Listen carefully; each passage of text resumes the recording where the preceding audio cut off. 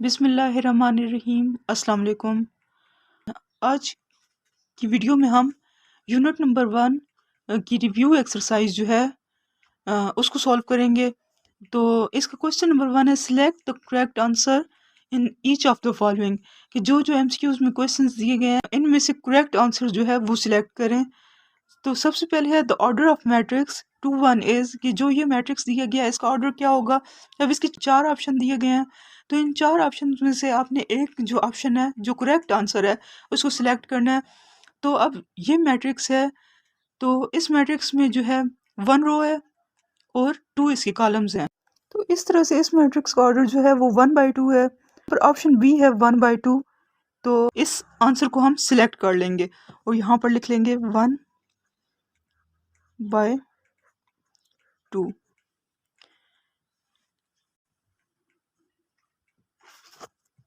इसके बाद अगला क्वेश्चन है कि ये मैट्रिक्स दिया गया है, तो ये मैट्रिक्स क्या कहलाता है। अगर एक मैट्रिक्स की डायगोनल एंट्रीज जो हैं वो सेम हैं तो वो मैट्रिक्स जो है वो स्केलर मैट्रिक्स कहलाएगा। तो इन 4 ऑप्शंस में से इसका आंसर होगा स्केलर मैट्रिक्स। तो यहाँ पर हम इस सी ऑप्शन को सिलेक्ट कर लेंगे और तो यहाँ पर लिख देंगे स्केलर। इस तरह का जो मैट्रिक्स होता है वो स्केलर मैट्रिक्स कहलाता है। क्वेश्चन नंबर 3 है, which is order of square matrix. कि इन चारों में से कौन सा ऑर्डर जो है वो एक स्क्वायर मैट्रिक्स का है। तो आपको पता होगा जो स्क्वायर मैट्रिक्स होता है नंबर ऑफ रोज और कॉलम्स जो होते हैं वो इक्वल होते हैं। तो इन 4 ऑप्शन में से फर्स्ट है 2/2, सेकंड है 1/2, थर्ड है 2/1 और जो फोर्थ इसका ऑप्शन है वो है 3/2। तो स्क्वायर मैट्रिक्स का ऑर्डर होगा वो करेक्ट आंसर जो होगा वो ऑप्शन ए होगा। तो इस ऑप्शन ए को सिलेक्ट कर लेंगे क्योंकि जो एक स्क्वायर मैट्रिक्स होता है उस रोज और कॉलम्स जो है इक्वल हैं, तो इसका ऑर्डर जो होगा वो 2/2 होगा। नेक्स्ट क्वेश्चन है, order of transpose of matrix is. अब ये एक मैट्रिक्स दिया गया है, अगर हम इसका ट्रांसपोज लें तो उसका ऑर्डर क्या होगा। तो चलें इसको एक बार सॉल्व करके देख लेते हैं। अच्छा, तो ये मैट्रिक्स है और सबसे पहले हम ट्रांसपोज ले लेंगे। तो ट्रांसपोज लेने के लिए रोज को कॉलम्स और कॉलम्स को रोज में चेंज कर लेते हैं। तो यहाँ पर 2 1 रो है, इसको कॉलम में चेंज कर देंगे 2 1। कॉलम की सूरत में लिख लेंगे 0 1 और 3 2। तो इस तरह से ये इसका ट्रांसपोज ले लिया। तो इसकी ट्रांसपोज का ऑर्डर क्या है, यहाँ पर इसकी 2 रोज हैं और 3 इसके कॉलम्स हैं। तो इसका ऑर्डर जो है वो 2/3 है। तो इसका करेक्ट आंसर जो होगा वो ऑप्शन बी होगा। तो इसका करेक्ट आंसर ऑप्शन बी है और यहाँ पर लिख देंगे 2/3। नेक्स्ट क्वेश्चन है, एडजॉइंट ऑफ मैट्रिक्स इज। कि जो ये मैट्रिक्स दिया गया इसका एडजॉइंट क्या होगा। एडजॉइंट क्या होता है कि ये दो एंट्रीज जो हैं इनकी जो डायगोनल एंट्रीज हैं इनकी प्लेसेस चेंज कर देंगे और जो ये एंट्रीज हैं इनके साइंस चेंज कर देंगे। तो इसको भी सॉल्व करके देख लेते हैं।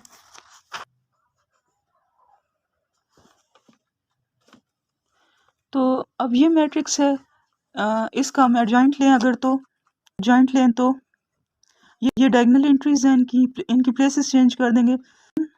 यहाँ पर -1 है तो यहाँ पर आ जाएगा -1 और ये 1 यहाँ पर आ जाएगा और इनके साइन चेंज कर देना है। तो ज़ीरो जो है वो प्लस या माइनस का नहीं होता, तो इस तरह ज़ीरो को यहाँ पर इसी तरह लिख देंगे और 2 प्लस क्या है यहाँ पर -2 हो जाएगा। तो इसका आंसर है -2 -1 -2 0 1। तो करेक्ट आंसर जो है वो सिलेक्ट कर लेते हैं -1 -2 और 0 1। जो इसका करेक्ट आंसर होगा वो ऑप्शन ए होगा क्योंकि ऑप्शन ए है -1 -2 0 और 1। तो इस तरह से इस करेक्ट आंसर को इस तरह सिलेक्ट कर देंगे और यहाँ पर लिख देंगे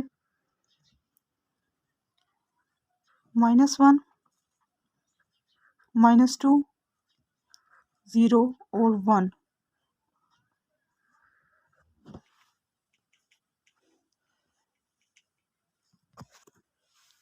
अगला क्वेश्चन है प्रोडक्ट ऑफ एक्स वाई, एक मैट्रिक्स ये है और 2 माइनस 1 मल्टीप्लाई हो रहे हैं इज, तो इसका प्रोडक्ट क्या होगा? इन चार ऑप्शंस में से कौन सा ऑप्शन जो है वो करेक्ट होगा?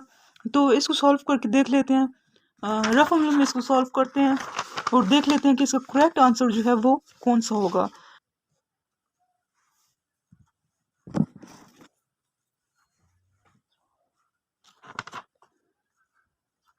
एक एरो यहाँ पर डाल लेंगे और एक एरो यहाँ पर डाल लेंगे। तो फर्स्ट एलिमेंट को फर्स्ट और सेकंड को सेकंड के साथ मल्टीप्लाई कर देंगे। तो यहाँ पर आ जाएगा x इंटू 2 और यहाँ पर आएगा प्लस का साइन y इंटू -1। यहाँ पर इसका आंसर होगा 2x माइनस, यहाँ पर माइनस का साइन आ जाएगा और y। इस तरह से इसका आंसर होगा 2x minus y।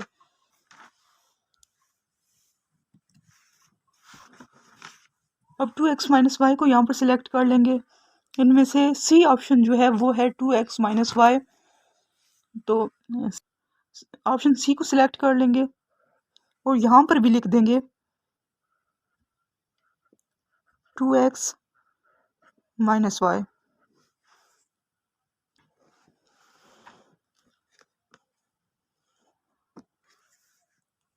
Straight lines दी हैं तो इसका मतलब है, दी गई हैं तो इसका मतलब है कि ये डिटर्मिनेंट है, इसका डिटर्मिनेंट मालूम करना है।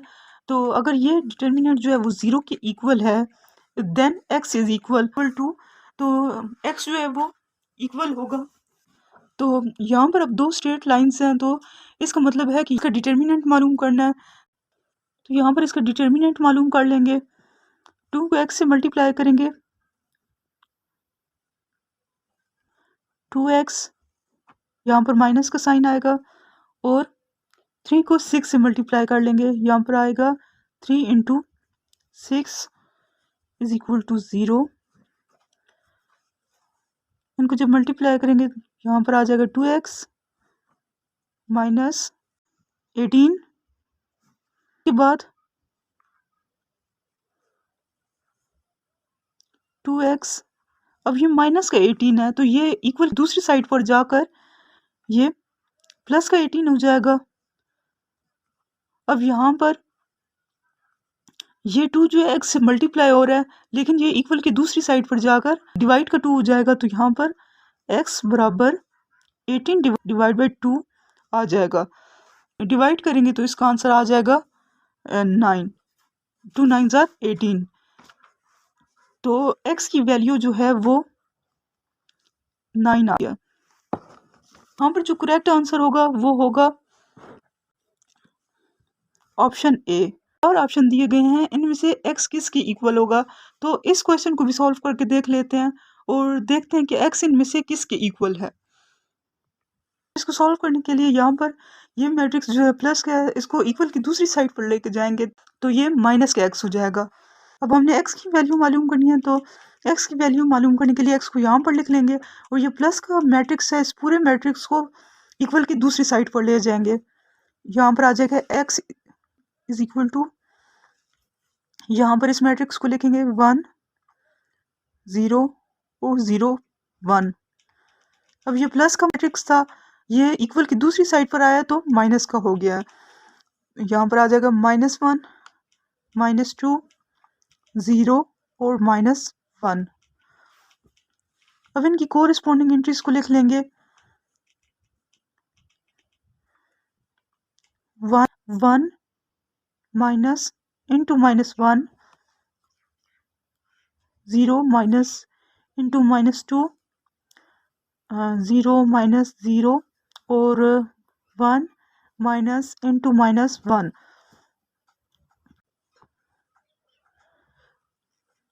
यहाँ पर आ जाएगा 2 2 और 0 2। तो इस तरह से इसका आंसर है 2 2 0 2। तो इसमें से अब करेक्ट आंसर सिलेक्ट कर लेते हैं, तो इनमें करेक्ट आंसर कौन सा होगा? आंसर जो होगा वो डी है, क्योंकि डी की एंट्रीज जो है वो है 2 2 और 0 2। तो इस तरह से इस करेक्ट आंसर को सिलेक्ट कर लेंगे और यहाँ पर लिख लेंगे 2202। तो इस तरह से रिव्यू एक्सरसाइज का क्वेश्चन नंबर 1 जो है वो कंप्लीट हुआ है। इसके बाद अब क्वेश्चन नंबर 2 स्टार्ट करते हैं।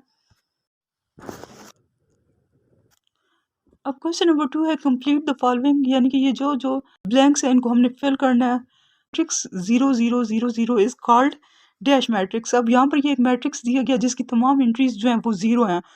तो ये मैट्रिक्स क्या कहलाता है? अब जिस मैट्रिक्स की तमाम एंट्रीज जो हैं वो 0 हों तो ऐसे मैट्रिक्स को नल या ज़ीरो मैट्रिक्स कहते हैं। तो यहाँ पर लिख देंगे ज़ीरो मैट्रिक्स। ये मैट्रिक्स जो है ज़ीरो मैट्रिक्स कहलाएगा। क्वेश्चन नंबर 2 है, इसमें जो मैट्रिक्स दिया गया है 001 इज कॉल्ड डैश मैट्रिक्स। तो इस तरह का मैट्रिक्स जो है वो कहलाता है। अब यहाँ पर इनकी डायगोनल एंट्रीज जो है वो 1 1 है। तो ऐसे मैट्रिक्स जिनकी डायगोनल एंट्रीज जो है वो 1 1 है, ऐसे मैट्रिक्स को यूनिट मैट्रिक्स कहेंगे।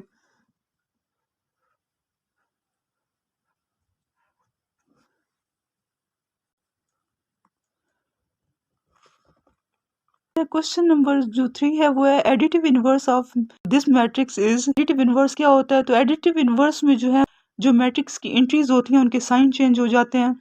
तो यहाँ पर लिख लेते हैं, इस मैट्रिक्स की एंट्रीज की जो है वो साइन चेंज कर देंगे। अब प्लस का 1 है, यहाँ पर माइनस का 1 आ जाएगा। माइनस का 2 है तो यहाँ पर प्लस का 2 आ जाएगा। और 0 तो प्लस या माइनस का नहीं होता तो यहाँ पर 0 वैसे ही आ जाएगा। माइनस का 1 है तो यहाँ पर प्लस का 1 आ जाएगा। तो इस तरह से ये इस मैट्रिक्स का एडिटिव इनवर्स होगा। तो क्वेश्चन नंबर 4 है, in matrix multiplication in general A B dash B A. तो मल्टीप्लिकेशन में जो ए बी होता है वो इक्वल नहीं होता बी ए के। तो यहाँ पर लिख लेंगे A B is not equal to B A. इसके बाद क्वेश्चन नंबर 5 है, matrix A plus B may be found if order of A and B is dash. जैसे कि आपने पहले पढ़ा है कि ए प्लस बी तभी मालूम किया जा सकता है जब मैट्रिक्स ए और बी का ऑर्डर जो है वो सेम हो। तो यहाँ पर लिख देंगे सेम। यहाँ पर मैंने डैश नहीं डाली और मैं ऐसे ही लिख रही हूँ, यहाँ पर डैश है। उसके बाद क्वेश्चन नंबर 6 है, a matrix is called dash matrix if number of rows and columns are equal. तो एक मैट्रिक्स डैश मैट्रिक्स कहलाता है अगर उसके नंबर ऑफ रोज और कॉलम्स जो है वो इक्वल हों। तो ऐसा मैट्रिक्स जिसकी नंबर ऑफ रोज और नंबर ऑफ कॉलम जो है वो सेम हो तो वो स्क्वायर मैट्रिक्स कहलाता है। तो ऐसा मैट्रिक्स स्क्वायर मैट्रिक्स कहलाता है। तो यहाँ पर लिख लेंगे स्क्वायर।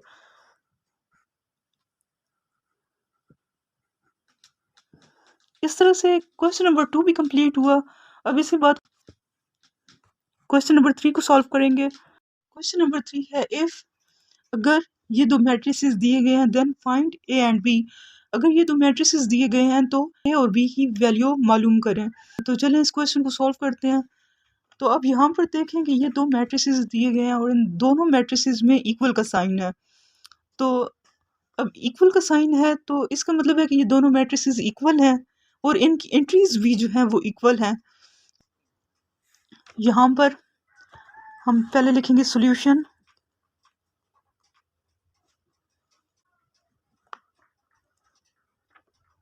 तो सॉल्यूशन के बाद यहाँ पर इन दोनों मैट्रिसेस को दोबारा से लिख लेंगे, ए प्लस 3 और 4 6 और बी माइनस 1। उसके बाद इक्वल का साइन और दूसरा मैट्रिक्स है -3 4 6 और 2। अब हमने सिर्फ ए और बी की वैल्यू मालूम करनी है। इनमें ए और बी हैं तो इन दो एंट्रीज को ले लेंगे और इनकी मदद से जो है हम ए और बी की वैल्यू मालूम करेंगे। तो यहाँ पर ए प्लस 3 इसको लिख लेंगे, ए प्लस 3 इक्वल है -3 के। और यहाँ पर बी -1 और ये इक्वल है 2 के, क्योंकि इसकी कोरिस्पोंडिंग एंट्री जो है वो 2 है, तो इसलिए ये इक्वल है 2 के। तो अब यहाँ पर जब इसको सॉल्व करेंगे तो ये, अब ये प्लस का 3 है, माइनस की दूसरी साइड पर ये माइनस का 3 हो जाएगा, यहाँ पर इक्वल का साइन, -3 और -3, और इसका आंसर होगा ए इक्वल है -6 के। ए की वैल्यू हमें पता चल गई है -6। अब इसके बाद हम बी की वैल्यू मालूम करेंगे सेम इसी तरीके से। अब यहाँ पर बी माइनस का 1 है, तो इक्वल की दूसरी साइड पर जाके ये प्लस का 1 हो जाएगा। यहाँ पर हम लिखेंगे 2 + 1 b इज इक्वल टू 2 + 1 3, यानी कि b की वैल्यू जो है वो 3 आ गई है। तो इस तरह हमने a और b की वैल्यू मालूम कर ली है। a की वैल्यू -6 है और b की वैल्यू जो है वो 3 है। इसके बाद क्वेश्चन नंबर 4 को सॉल्व करेंगे। तो क्वेश्चन नंबर 4 है, इफ़ मैट्रिक्स ए, अगर मैट्रिक्स ए ये दिया गया है एंड मैट्रिक्स बी और मैट्रिक्स बी जो है वो ये दिया गया, देन फाइंड द फॉलोइंग। तो जो ये दिए गए क्वेश्चंस हैं इनको इन मैट्रिसेस की मदद से सॉल्व करें, यानी कि मैट्रिक्स ए और मैट्रिक्स बी की मदद से इन चारों क्वेश्चंस को सॉल्व करें। तो चलें अब क्वेश्चन नंबर 1 को सॉल्व करते हैं। क्वेश्चन नंबर 1 है 2a + 3b। तो क्वेश्चन है 2a + 3b। तो 2a + 3b को सॉल्व करने के लिए पहले यहाँ पर लिख देंगे सोल्यूशन।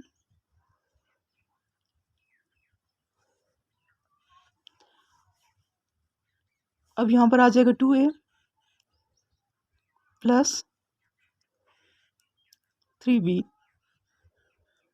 अब जिस तरतीब से लिखे गए हैं इसी तरतीब से इनको लिख देंगे, यानी कि 2 के बाद a है तो a का मैट्रिक्स लिख देंगे, और +3 के बाद b है तो 3 के बाद b का। तो जिस तरतीब से ये लिखे गए हैं इसी तरतीब से इनको लिख देंगे।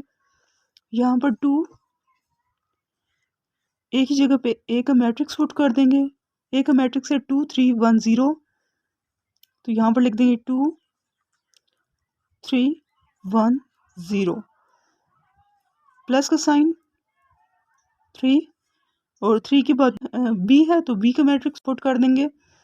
तो b का मैट्रिक्स है 5 -4 -2 और -1।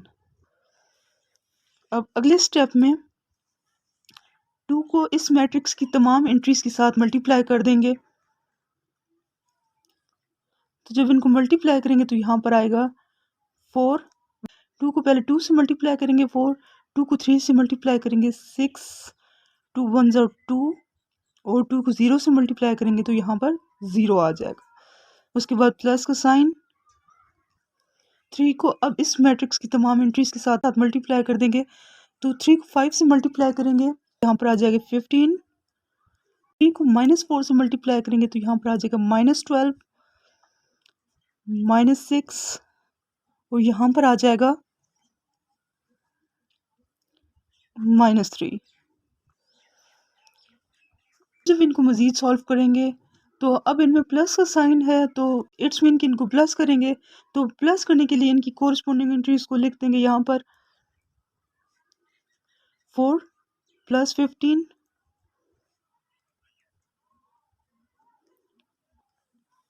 6 प्लस इंटू -12 2 प्लस इंटू -6 और 0 प्लस इंटू -3। इनको मज़ीद सॉल्व करेंगे तो यहाँ पर इनका आंसर आ जाएगा 19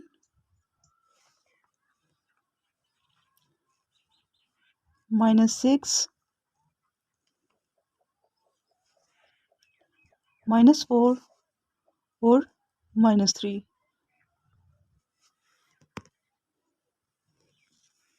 इस तरह से ये 2a + 3b का आंसर होगा।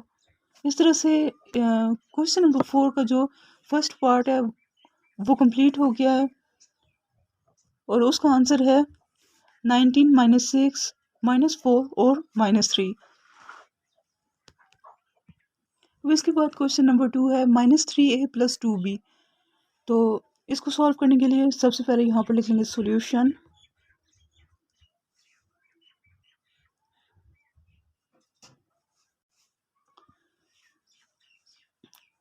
यहाँ पर लिख लेंगे -3a + 2b।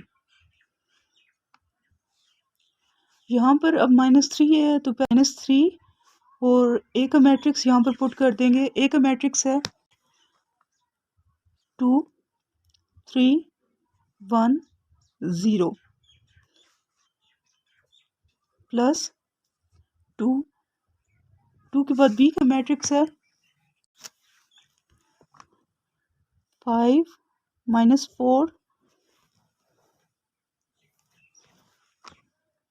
-2 और -1। इस तरह जिस तरतीब से हमें क्वेश्चन दिया गया था हमने उस तरतीब से -3 और a का मैट्रिक्स +2 और b का मैट्रिक्स जो है इसी तरतीब से लिख दिए हैं। अब इनको मज़ीद सॉल्व करेंगे तो -3 को इस मैट्रिक्स की तमाम एंट्रीज के साथ मल्टीप्लाई कर देंगे और 2 को इस मैट्रिक्स की तमाम एंट्रीज के साथ मल्टीप्लाई कर देंगे। तो चलें इसे सॉल्व करते हैं। -6 -9 -3 और 0 प्लस 2 को अब मैट्रिक्स की तमाम एंट्रीज के साथ मल्टीप्लाई करेंगे तो यहाँ पर आ जाएगा 10 -8 -4 और -2। इनकी कोरिस्पोंडिंग एंट्रीज को लिख देंगे। -6 + 10 -9 और -8 -3 और -4 और 0 और -2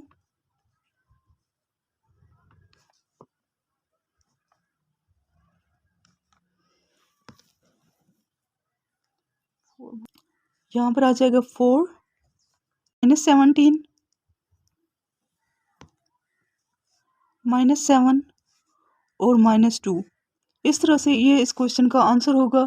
तो यहाँ पर लिख देंगे -3a + 2b।